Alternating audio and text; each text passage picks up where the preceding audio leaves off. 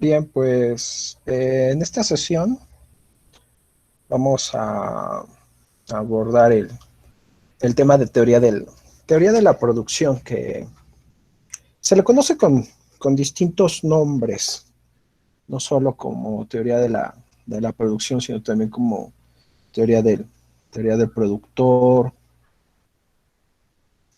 teoría del productor, teoría de la empresa, teoría de la firma. Esta última forma en la que se le conoce esta teoría, pues viene de los libros, de las traducciones del inglés, que bueno, pues es the firm, ¿no? La firma. Sí, entonces, bueno, bastantes libros de microeconomía podemos encontrar este término haciendo alusión a esta teoría. Bueno, pues la teoría de la producción, como platicábamos la semana pasada al finalizar la clase, bueno, ese lado de la oferta. La teoría de la producción busca explicar el comportamiento del productor en en la toma de decisiones. Eh, ¿Cuál es a lo que se enfrenta el productor en su toma de decisiones? Bueno, pues a maximizar sus beneficios, minimizando costos. ¿Cómo lo va a hacer? Bueno, pues eligiendo las cantidades de insumos, más que de insumos, de factores de la producción, con los cuales va a alcanzar ese máximo del beneficio y la minimización de costos, ¿no? Entonces aquí va a buscar el productor las cantidades óptimas de factores de la producción. ¿Cuáles son los factores de la producción? Bueno, vamos a hablar primero sobre cómo es que se conjugan, ¿no? Esos factores de la producción. Pero bueno, fundamentalmente los factores de la producción, acá lo que estoy señalando, trabajo y capital. ¿Hay más factores de la producción? Sí, ¿no? Están los recursos naturales, que también son factores de la producción. Y por otro lado están los insumos, que son bienes y servicios que entran al proceso productivo para generar un cierto nivel de producto. ¿Ok? Pero aquí vamos a tomar en cuenta la interacción de estos factores de la producción, capital y trabajo, en el proceso productivo para generar un nivel de producto. A esa interacción de factores de la producción para generar un nivel de producto, su forma matemática le vamos a llamar función de producción, ¿sí? Que va a describir la combinación de factores de la producción para generar este nivel de producto, que le vamos a llamar Q, ¿sí? De cantidad. Aquí es un volumen, aquí estamos hablando de unidades físicas, ¿sí? Entonces podemos hablar que cierta cantidad de capital o cierta cantidad de trabajo van a generar cierto número de unidades de producto, ¿no? 25 piezas, 25 toneladas, etcétera, ¿no? Entonces, eh, definimos así función de producción, ¿no? Como la combinación de factores de la producción con las cuales vamos a generar cierto nivel de producto. Tiene una representación gráfica. Esa representación gráfica son las curvas isocuantas. Y las curvas isocuantas representan gráficamente la combinación de factores de la producción que generan ese nivel de producto. Aquí, bueno, tenemos este ejemplo, que es un ejemplo que ya conocemos, ¿no? Que muy parecido al tema de curvas de indiferencia, ¿no? Pero ¿cuál es la diferencia, no? En las curvas de indiferencia representaban las combinaciones de bienes y servicios que le daban cierto nivel de satisfacción al consumidor, ¿no? Y en ese sentido dijimos que las curvas de indiferencia eran órdenes, ¿no? Tenían del 1 hasta n, y lo que buscaba el consumidor era alcanzar aquellas, bueno, lo que deseaba, ¿no? Más lo que deseaba el consumidor es alcanzar aquellas curvas de indiferencia más alejadas del origen. ¿Por qué? Porque le representan mayor satisfacción, porque contienen más cantidad de ambos bienes. Por el lado de la teoría de la empresa, de la firma, cada curva isocuanta lo que va a representar es un volumen de producción, ¿sí? Sí, aquí sí estamos hablando de volúmenes, aquí sí estamos hablando de una unidad de medida específica que pueden ser piezas, toneladas, kilos, ¿ok? Entonces, gráficamente son parecidas, pero ya su sentido de medición es distinta, ¿no? O sea, las isocuantas sí miden, sí tienen una unidad de medida específica, ¿no? Pueden ser piezas, pueden ser toneladas, pueden ser kilos, litros, que genera la combinación de factores de la producción. Bien.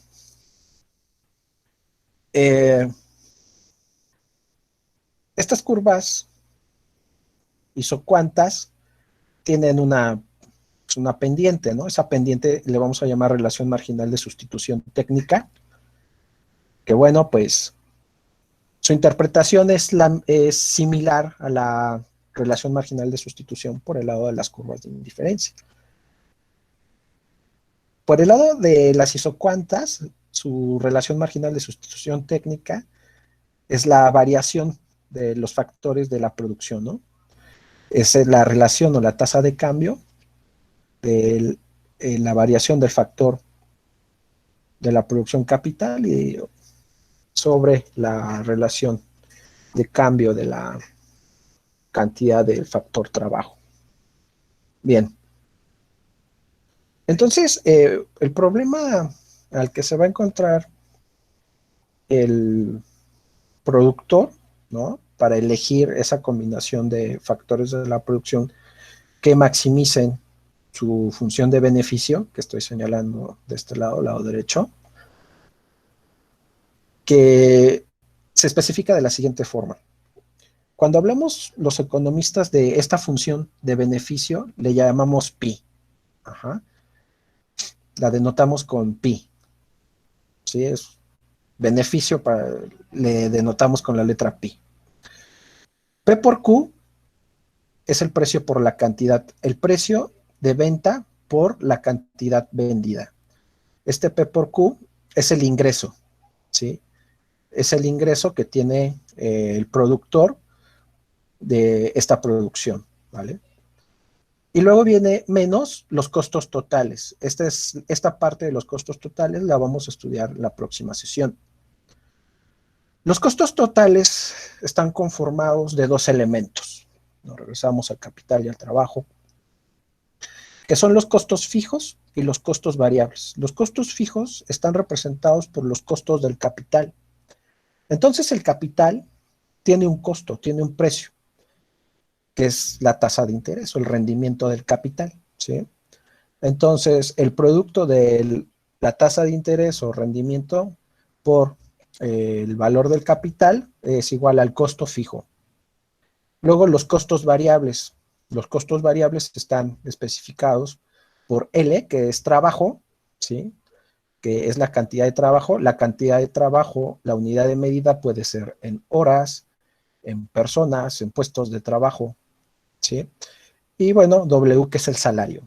Entonces, el producto del salario unitario por la cantidad de trabajo utilizada es el costo variable.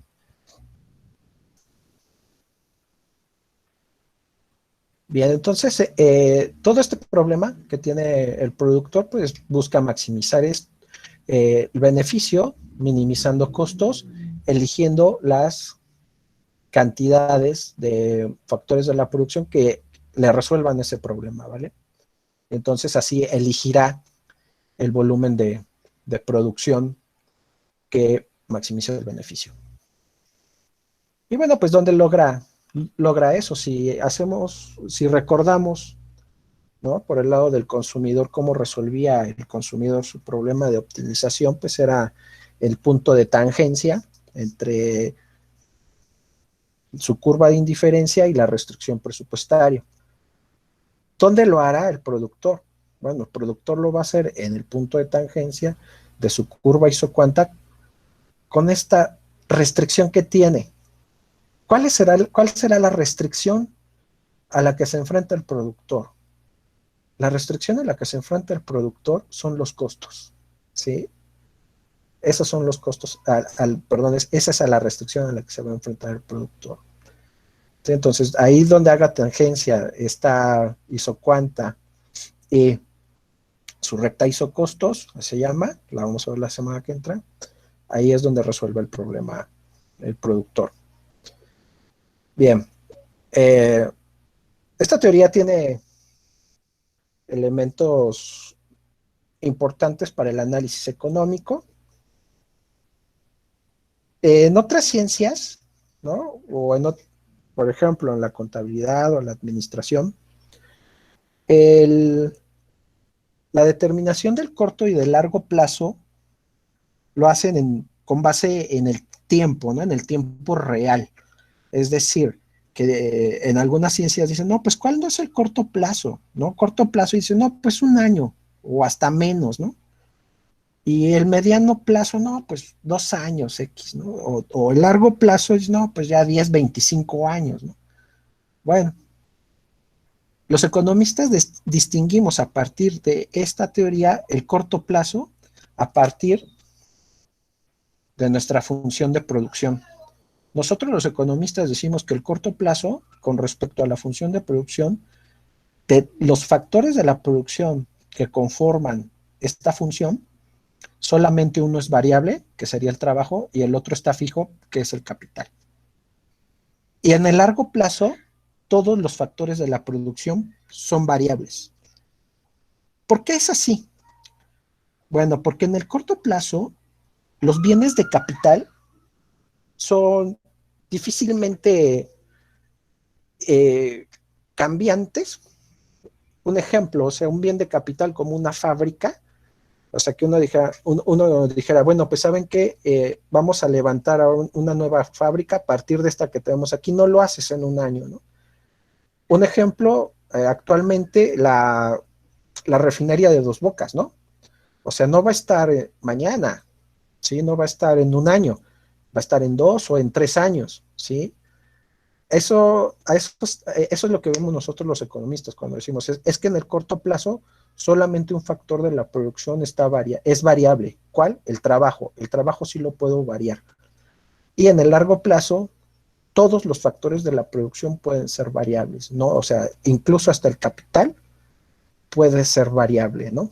Puedes aumentar tu planta productiva o disminuirla, ¿no? O sea, pero la puedes modificar, puede haber una mejora tecnológica, etcétera. Bien, entonces, eh, también eh, puede haber impuestos, ¿no? Sobre los beneficios, ¿no? Aquí en México, pues tenemos los impuestos especiales, ¿no? Los impuestos a la utilidad de las empresas, ¿no? También puede haber transferencias y subvenciones a la producción, ¿no?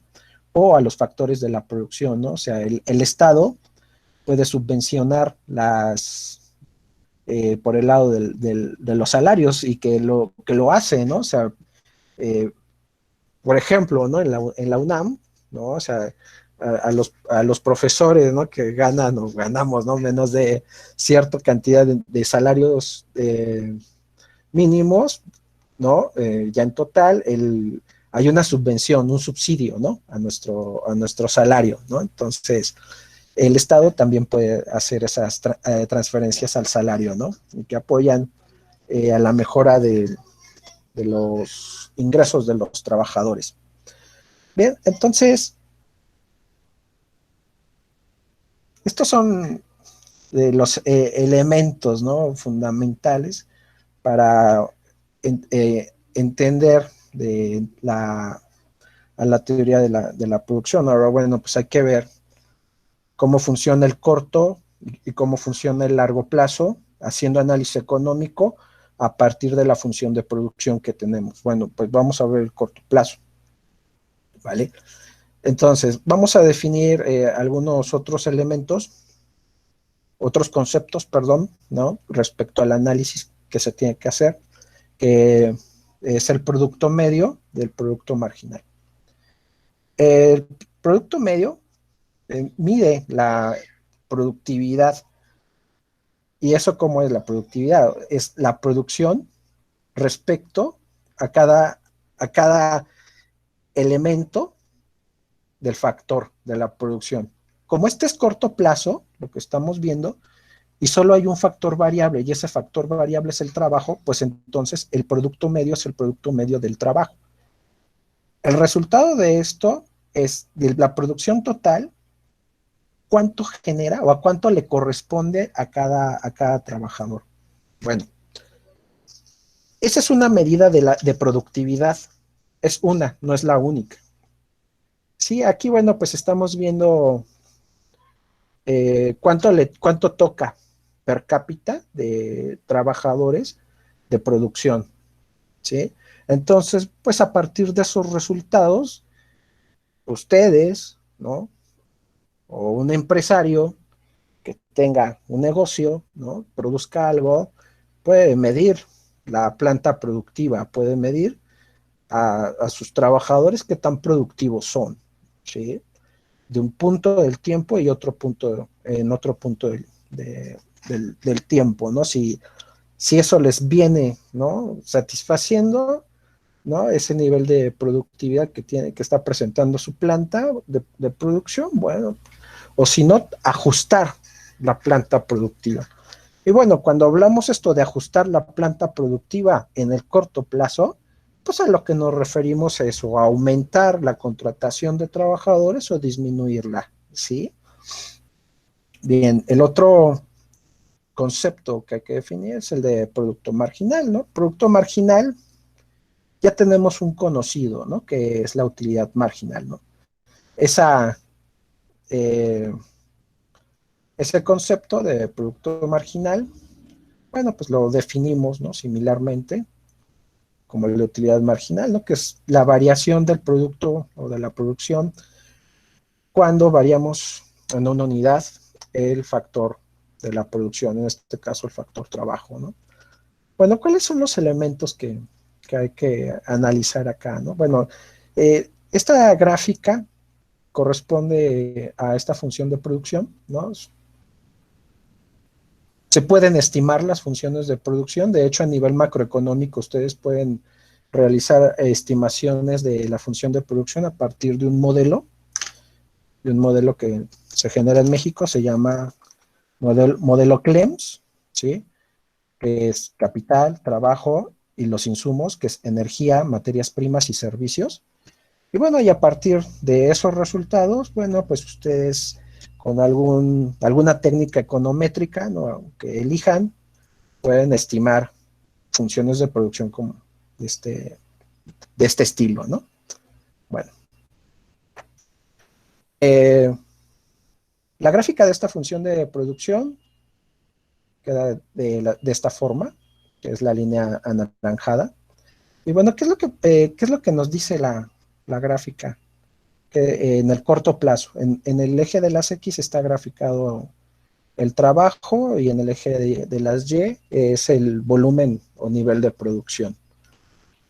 Bueno, que conforme vamos aumentando factores de la producción, llegamos a un punto máximo y a partir de ese punto máximo de la producción empieza a decaer la producción, ¿sí? O sea, hay un punto en el cual si agrego una unidad más del factor de la producción empieza a decaer. Bueno, a esa propiedad se le llama rendimientos decrecientes. Y esto en la práctica, pues es cierto, ¿no? O sea, supongamos que se tiene una granja, ¿no? En la cual, bueno, podemos introducir cierto número de animales, por ejemplo, 10 animales y tenemos unos rendimientos, 10 vacas, ¿no? Y que cada vaca genera 10 litros de leche diarios, ¿no? Y bueno, pues vemos que podemos introducir un animal más y eso mantiene los rendimientos constantes de 10 litros, pero pues ya tengo 11 vacas y 10 litros más de leche, bueno, pues aumenta mi producción. Pero si voy incrementando más vacas en ese espacio, pues entonces ya no va a haber espacio para los animales, ¿no? Ya no va a haber espacio para que ellas se muevan, para que ellas coman, para que ellas tomen agua, y entonces va a empezar a haber algunas de estos animales que pues incluso empiezan a perder peso, se empiezan a pelear entre ellas, se empiezan a lastimar y hasta pueden morir algunas de ellas, ¿no? Entonces se ve mermada mi producción y también estoy incurriendo en costos de producción muy, muy elevados, ¿no? Bueno, en el caso también de una fábrica es lo mismo. Si yo tengo una línea de producción en la cual inicialmente podría tener a 10 obreros, y bueno, y tengo primero a 5 y me generan buenos rendimientos, y así hasta que yo llegue al número 11, y en el número 11 ya no va a caber, ¿no? En la línea de producción, entonces los rendimientos empiezan a decaer, la producción empieza a decaer. Bueno, puntos importantes que tiene que analizar el productor, el empresario, ¿no? Con sus datos, con su estadística, bueno, pues es ¿cuál es el punto en donde la producción total alcanza su máximo, ¿no? Bueno, ese punto donde la producción alcanza su máximo es donde el producto marginal es igual a cero, ¿no? Ahí donde cero, ahí si está ahí, el productor tiene que plantearse, ¿no? Si se queda ahí en función de sus beneficios, ¿no? Si sus beneficios son buenos, lo satisfacen, pues quedarse ahí, porque una unidad más de factor variable, pues va a hacer que empiece a perder, ¿no? Bueno, entonces, número 1, en donde mi producto marginal se hace cero, es ahí donde el nivel de producto alcanza su máximo.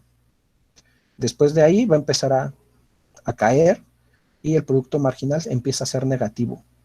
Sí, quiere decir que una unidad adicional de producto, de una unidad adicional de factor variable, de factor trabajo, va a empezar a generar caídas en el nivel de producción.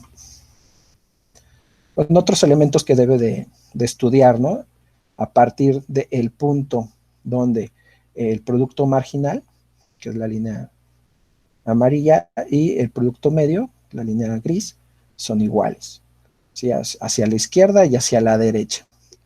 Sí, hacia la izquierda, pues lo que puede hacer es continuar aumentando unidades del factor trabajo, ¿sí? En su planta productiva, y puede seguir aumentando la producción, ¿vale? Recuerden siempre que esta decisión del productor de aumentar un factor más o incluso disminuirlo, pues está en función de sus beneficios, ¿sí? Si eso genera una maximización de beneficios, vale, que lo haga, ¿no? Pero si eso le va a generar pérdidas, entonces pues que no se mueva, ¿no? De donde está hacia adelante, ¿no? Tendrá que ver hacia atrás, ¿sí? Bueno, en los puntos que están a la derecha de esta igualdad del producto marginal y del producto medio, bueno, pues sí son ya puntos en los cuales el productor tiene que pensar seriamente si aumenta unidades del factor variable, porque la producción ya está cayendo, ¿no? Ya está siendo menor.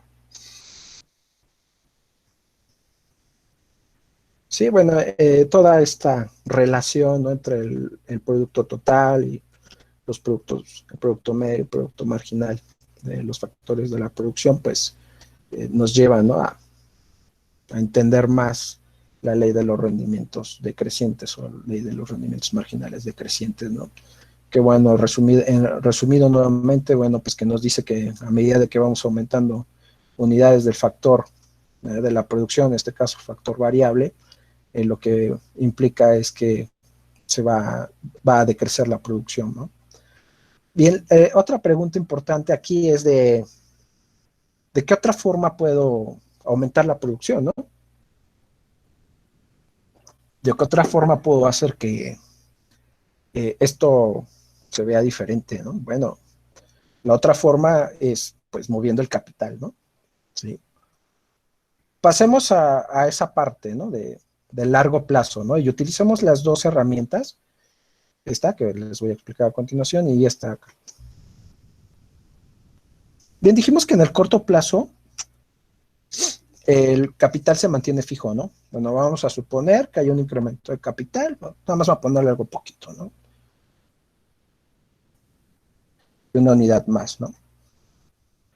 ¿Qué sucede con la función de producción? La función de producción se desplaza hacia arriba, ¿no? Hay una nueva forma, hay una nueva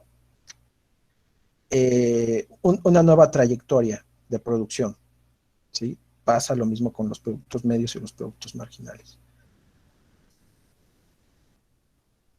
¿Sí? La pregunta es cómo, ya sé aquí, ¿no? Que en el largo plazo el capital puede ser variable, ¿no? Entonces, para que se pueda mover el capital, tiene que haber inversión, ¿no? Aquí hago un paréntesis. Cuando estudiamos macroeconomía, vamos a ver una identidad macroeconómica, ¿no? Que vamos a decir que es el Producto Interno Bruto, es igual al consumo más el consumo de las familias, más el gasto del gobierno, más la inversión de las empresas, más las exportaciones, menos las importaciones. Está ahí de inversión, la inversión es igual o es igual a la formación de capital, a los bienes de capital, formación bruta de capital fijo, más algo que se llama variaciones de existencias que vamos a ver en su momento. Entonces, eh, el capital es inversión, ¿sí? Entonces necesita haber inversión para que esto se mueva. Si no hay inversión, la inversión es muy baja, entonces esto se mantiene igual. Entonces, tiene que incentivarse el lado de la inversión para que podamos tener un modo alternativo de producción que nos permita aumentar nuestra producción. Esto es muy interesante porque podemos aumentar la producción sin tener que deshacernos de factor variable, ¿no? Bueno, sin tener que recortar personal. E incluso, o sea, una nueva forma de producción implicaría ahora, ¿no? Eh, contratar más personas, ¿no? ¿Sí? De este lado, bueno, entonces, ¿de qué le sirve o de qué nos sirve estudiar el largo plazo, ¿no? Así de esta forma, no, más o menos, ¿no? Pero, ¿de qué nos sirve estudiar el largo plazo de esta forma? Para que el empresario elija el tamaño de la planta, de la planta productiva, ¿no? Le llamamos escala de la producción, ¿sí? Y esta es la forma, ¿no? En la que tradicionalmente los economistas vemos esos escenarios de largo plazo, ¿no? Cuando empezamos a variar el capital, que está aquí en la columna B, y bueno, el factor trabajo que está en la fila, por las filas. ¿Qué es lo que tengo acá? Que en la matriz que está aquí, que estoy sombrando, son los resultados de las diferentes combinaciones de capital y trabajo que generan un nivel de producción. Entonces, aquí, por ejemplo, en esta situación, en la columna D, en la fila 7, en la celda 7, perdón, fila 7, ¿qué es lo que nos dice? Bueno, que el nivel de producción es de 14 unidades, combinando 2 unidades de trabajo y una unidad de capital con esta función de producción, ¿vale? Otra forma de alcanzar este nivel de producto, bueno, es con una unidad de trabajo y 2 unidades de capital. Por ejemplo, la 32 me dice, bueno, pues con 10 unidades de trabajo y una unidad de capital puedes producir 32 unidades de producto. Y también puedes producir lo mismo con una unidad de trabajo y 10 unidades de capital. Estos son los escenarios de capital. Pero recuerden, el capital solo lo puedo variar en el largo plazo, ¿de acuerdo? Sí, entonces puedo ver, pues, en el largo plazo y en el corto plazo qué es lo que puedo hacer. Entonces, este análisis de qué le sirve al productor, bueno, pues que elija cuál es la planta que le conviene. Y nuevamente me regreso. Recuerden, siempre va a estar mirando qué es lo que maximiza sus beneficios. Bien, entonces va a elegir la escala de la producción. ¿Qué es la escala? ¿No? La escala es cuánto puede producir. Y eso lo va a determinar dependiendo de su función de producción. Esto de la función de producción, pues es de la tecnología que posee. ¿Sí? ¿Qué tipo de tecnología posee el productor? Esa tecnología que produce, que tenga el productor, le va a generar cierto nivel de rendimientos. Y bueno, pues eso nos lleva a tres tipos de rendimientos. Los rendimientos crecientes, constantes y de crecientes escala. ¿Cómo se define cada uno de ellos? Bueno, pues hay rendimientos crecientes a escala en una unidad de producción cuando de, eh, el productor, al aumentar los factores de la producción aumenta más que proporcionalmente que el aumento de los factores de la producción. Los rendimientos constantes a escala, el aumento de la producción se mantiene en la misma tasa de crecimiento que en la que se realizó el incremento de los factores de la producción. Y los rendimientos decrecientes a escala, bueno, la producción o aumenta menos que proporcionalmente al incremento de los factores de la producción, o decrece, ¿sí? Más que proporcionalmente al incremento de los factores de la producción. Bueno, en la realidad, ¿no? Ahora vamos a pasar a la realidad, que ya...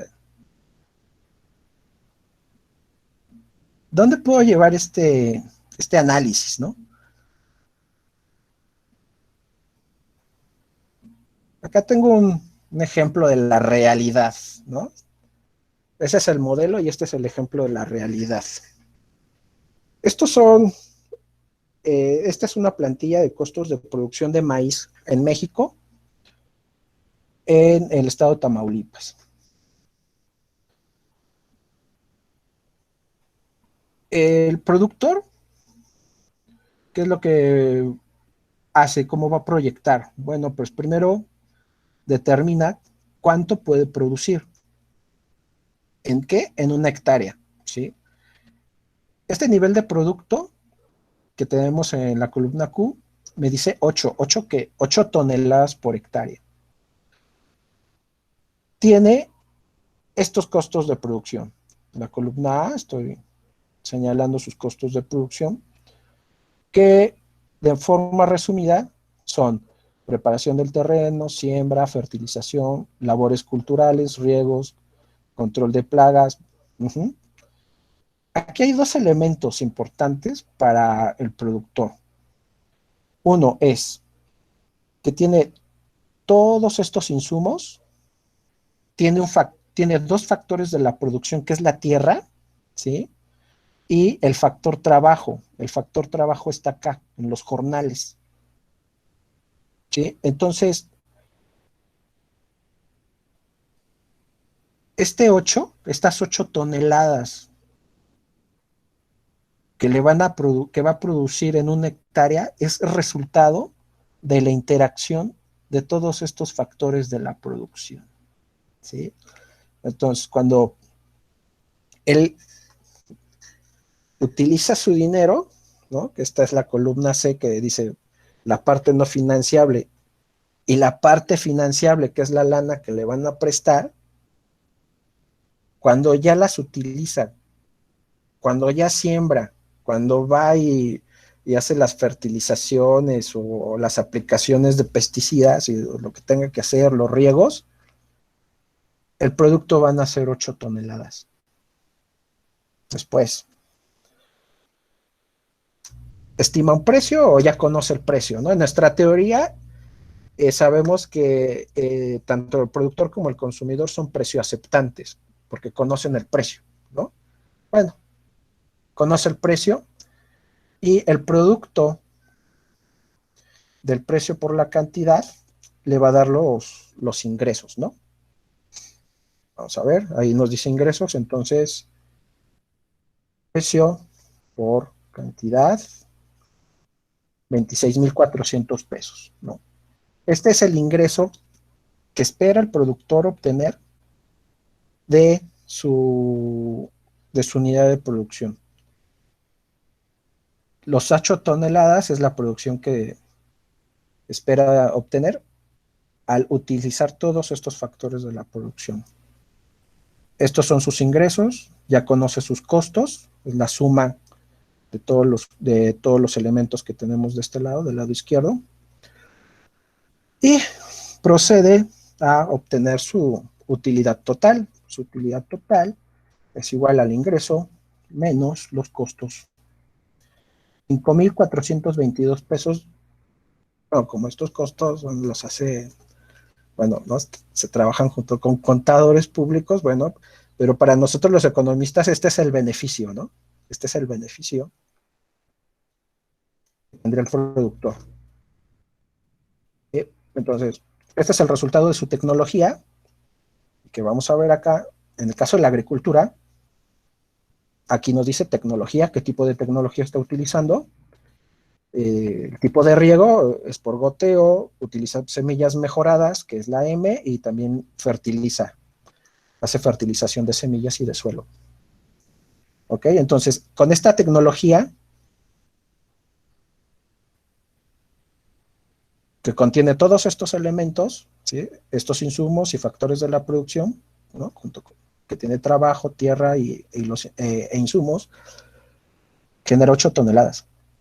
El ingreso que espera, o el ingreso probable, es de 26,400 pesos por hectárea.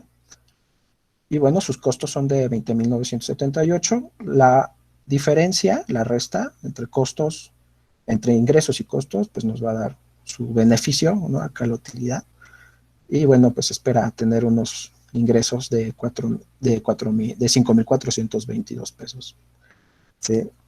Entonces, pues, eh, aquí, ¿no? Algo breve, ¿no? De que, bueno, en la realidad, ¿cómo se ve eso en la realidad, ¿no? Bueno, y su distribución mensual, ¿no? Que bueno, ya en la parte práctica, o sea, el estudio y la elaboración de estas cosas es muy importante, porque aquí, ¿no? Que tenemos el desglose mensual de costos financiables, todo esto es un flujo de efectivo, ¿no? Pero por el lado de los costos, ¿no? Lo que también se tendría que generar es un flujo de efectivo por el lado de los ingresos, ¿no? Pero bueno, como se trata de la agricultura, el caso de la agricultura pues se maneja por ciclos, pues propiamente no va a tener un flujo de ingresos mensuales, sino al final del ciclo productivo en el cual está metido esta persona, ¿no? Ok. Bueno, acá vemos también, ¿no? Esto que platicábamos, o sea, el Estado también puede entrarle, ¿no? ¿Cuánto le va a entrar el Estado? Con 700 pesos, ¿no? De subsidio acá, porque el resto se lo va a ir a prestar. Estos costos de producción son de FIRA, de los fideicomisos relacionados con la agricultura de Banco de México.